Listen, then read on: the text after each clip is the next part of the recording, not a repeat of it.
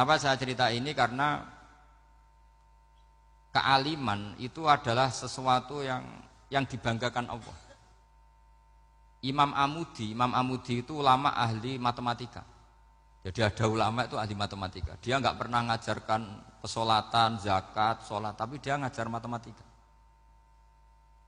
Kemudian dari matematika itu beliau menjadi ahli tauhid. Sehingga nanti Mungkar Nakir itu gak akan tanya dia marabbuka wa manabuka, karena dia punya rencana. Yang ngajar tauhid itu saya. Jadi kalau dia Mungkar Nakir, marabbuka, pangeran kamu itu siapa? Malaikat malah dilawan. Kamu pernah ngajar tauhid? Saya ini guru tauhid. Singkat cerita, saking keramatnya Imam Amudi, kata Allah, ya Amudi, presentasikan ilmu tauhid yang lewat jalur matematika ke semua malaikat saya. Semua malaikat saya tahu cara berpikir matematis.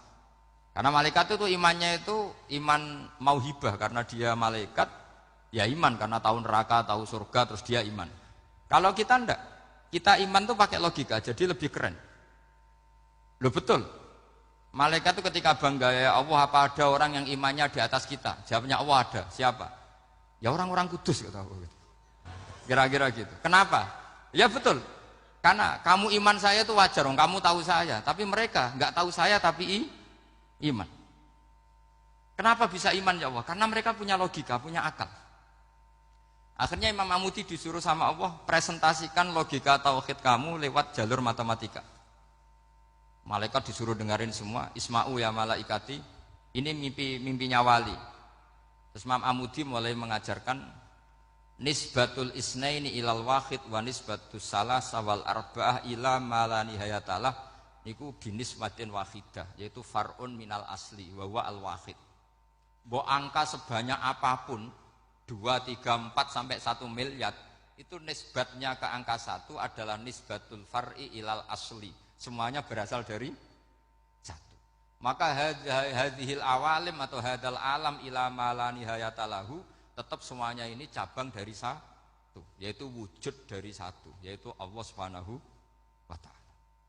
Sehingga semenjak itu ditiru sekian ulama. Akhirnya malaikatnya mantuk karena kepastian kalau Allah satu yang diyakini malaikat itu sepasti logika yang dibangun orang-orang manusia ini, padahal tidak ngerti Allah Subhanahu wa ta'ala karena pakai akal. Sehingga di pondok itu orang harus ngerti mantek. Orang mantek itu ilmu yang jelimet tapi menyenangkan. Biasanya sing sinau ambek rokokan, sawangannya kayak filosof. Jadi paling gak agak paham dia alasan. Sementing nikmati rokok, tapi pikir nikmati pemikirannya, ternyata nikmati rokok. Kayak kemarin saya datang ke persepsinya Gus Agil. Saya itu tertawa terus karena dengerin Habib Mutahar. Saya membaca bahayanya rokok. Setelah tahu bahayanya saya berhenti membaca. Tak pikir itu kan setelah tahu bahayanya saya berhenti merokok. Ternyata enggak. Saya baca bahayanya apa? Merokok. Setelah saya baca, maka saya berhenti membaca. Gitu. Bukan berhenti merokok. Itu ilmu kelas tinggi seperti itu harus mantap. Pernah beliau ditegur dokter, Beb, kalau rokok terus nanti mati. Tenang saja, saya masih bawa korek.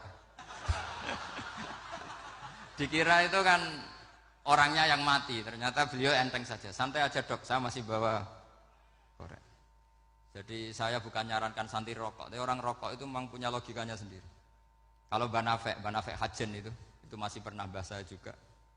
Karena Banafek juga turunan Mbah Mutamakin. Hak, rokok itu haram tau ora? Nak cara kula darani haram sebuti bah. Lah iya, nak haram ya bener aku. Mulane tak obong, barang haram apike diobong. Jadi saya sama orang-orang sepuh itu tidak pernah menang. Jadi apa ya? Mereka itu orang yang sudah lama gimana ya? Mau dikatakan bulat itu ya, tapi memang nggak pernah kalah mereka. Ada satu kiai, masih misananya Banafek. Ini rokok 2 katanya. Bagi yang nggak ngerokok berarti membiarkan 2 haram masih. Bagi yang merokok berarti mengurangi haram. Kalah lagi saya. Jadi saya tuh pernah dibully 2 mbah saya. Karena 2 mbah saya ini rokok semua. Akhirnya saya sing nom ngalah gitu. Karena saya tidak mungkin bilang sing waras ngalah karena kalah sepuh gitu. Jadi ya sudah mau tidak mau harus bilang sing nom kalah. Tapi yang penting itu kita mendengar. Jadi ternyata sepinter-pinternya kita itu mesti kalah pinter sama yang sepuh-sepuh itu. Jadi kalau tahu bahayanya rokok lewat membaca ya harus berhenti merokok, berhenti membaca katanya. Subhanallah walhamdulillah.